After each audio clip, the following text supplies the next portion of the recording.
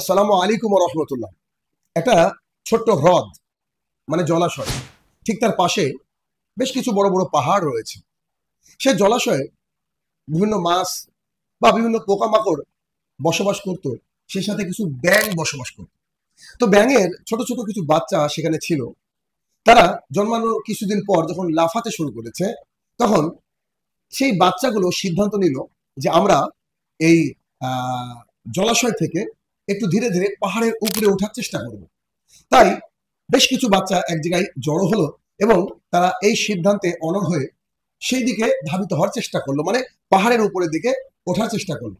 তখন ঠিক নিচের যে বৃদ্ধ অর্থাৎ বড় বয়সে বড় যে ব্যাঙ, তারা বলতে লাগলো, তোমরা কখনোই সফলতা অর্জন করতে পারবে না, খবরদার তোমরা যেও না, যখনই উপরে উঠবে তখনই তোমরা উপর থেকে পড়ে মারা যাবে। কিছু কিছু ব্যাঙ এই কথা শুনে পেছনে সরে আসলো, আর কিছু ব্যাঙ সেখানে ওঠার চেষ্টা করলো। একটু একটু করে যখন উঠছিল ব্যাঙগুলো, কিছু কিছু ব্যাঙ কিছু দূর উঠার পরেও পড়ে যাচ্ছিল। যখনই পড়ে যাচ্ছিল তখন নিচ থেকে আওয়াজ দিয়ে বুড়ো ব্যাঙগুলো বলতে চাইছিল যে আমি বা আমরা তোমাদেরকে আগেই সতর্ক করেছি যে তোমরা এত ডিফিকাল্ট ওয়ে পার করে ওই পাহাড়ের উপরে তোমরা পৌঁছাতে পারবে না। কথা শুনলে না তো, দেখলে তো শেষ পরিণতি। এরকম করতে করতে প্রায় সমস্ত ব্যাঙ একেবারে কাঙ্ক্ষিত লক্ষ্যে পৌঁছাবে, ঠিক তার আগে আগে সবাই পড়ে গেল।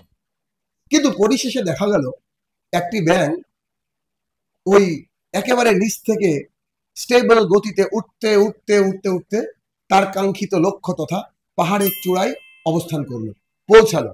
পৌঁছে সে হাত নেড়ে সবাইকে বলল, আমি আমার কাঙ্ক্ষিত লক্ষ্যে পৌঁছে গেছি। তারপরে সবাই তাকে বলল যে তুমি নিচে নেমে আসো।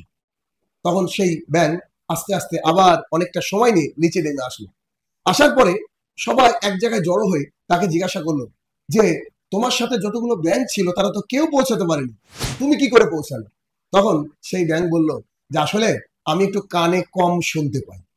মানে যারা উঠছিল, আপনারা নিচ থেকে বারবার করে আওয়াজ দিচ্ছিলেন যে তুমি পারবে না, তুমি পারবে না, তোমরা পারবে না, এই না না না শুনতে শুনতে তারা তাদের যে গতি সেটাকে হারিয়ে ফেলেছিল, যার ফলে তারা সবাই কিন্তু একে একে পড়ে গিয়েছিল। আর আমি একটু ওঠার পরেও আমার কানে কিন্তু আওয়াজ পৌঁছায়নি, কারণ আমি কানে একটু কম শুনি। আপনাদের আওয়াজ আমাদের কানে পৌঁছেছিল না বলে আমি কিন্তু আমার কাঙ্ক্ষিত লক্ষ্যে পৌঁছাতে পেরেছি। So the moral of the story is, যখনই আপনি কোনো কাজ করতে যাবেন, সেই কাজ করার জন্য আপনি আপনার নিজের গতিকে, নিজের ওয়েকে পরিষ্কার রাখুন, নিজের গতিকে স্টেবল রাখুন। আপনি আপনার নিজের মন যা বলছে সেই অনুযায়ী আপনি চলার চেষ্টা করুন। আপনার আশেপাশে পরিবেশ পরিস্থিতি কে কি বললো তা যদি আপনি শুনে তাদের জবাব দিতে যান বা তাদের কথা শুনে নিজের মাথায় নিয়ে নেন, তাহলে আপনি আপনার কাঙ্ক্ষিত লক্ষ্যে পৌঁছাতে পারবেন না। আর এইটার অন্যতম আরো বাস্তব উদাহরণ হচ্ছে সোশ্যাল মিডিয়া। সোশ্যাল মিডিয়ায় কেউ আপনার ভালো দেখতে পারে না, কেউ পারে না, কেউ পারে না, ইল্লা মান রাহিমা রাব্বি। বিশ্বাস করেন? অতএব আপনার সমাজে এমন রয়েছে যে আপনি ভালো কাজ করলে আপনার কিন্তু বিরোধিতা করবে। সো কে বিরোধিতা করলো, কে কি বললো, দ্যাট ডাজন্ট ম্যাটার। আপনি আপনার গতিতে, নিজের আপন গতিতে চলুন। দেখবেন যদি ওই ব্যাঙের মতো আপনার কানটাকে একটু বধির করার চেষ্টা করেন, মানে কোনো কিছু নেগেটিভ কিছু না শুনে আপনি যদি আপনার কাঙ্ক্ষিত লক্ষ্যে পৌঁছানোর উদ্দেশ্য নেন, তো ইনশাআল্লাহুল আজিজ আপনি আপনার কাঙ্ক্ষিত লক্ষ্যে পৌঁছে যাবেন, কোনো অসুবিধা হবে না। সো শোনা যাবে না কারণ নেগেটিভ কথা। আপনি আপনার নিজের গতিতে চলুন, দেখবেন আল্লাহ সুবহানাহু ওয়া তাআলা আপনাকে অবশ্যই আপনার কাঙ্ক্ষিত লক্ষ্যে পৌঁছে দিচ্ছেন।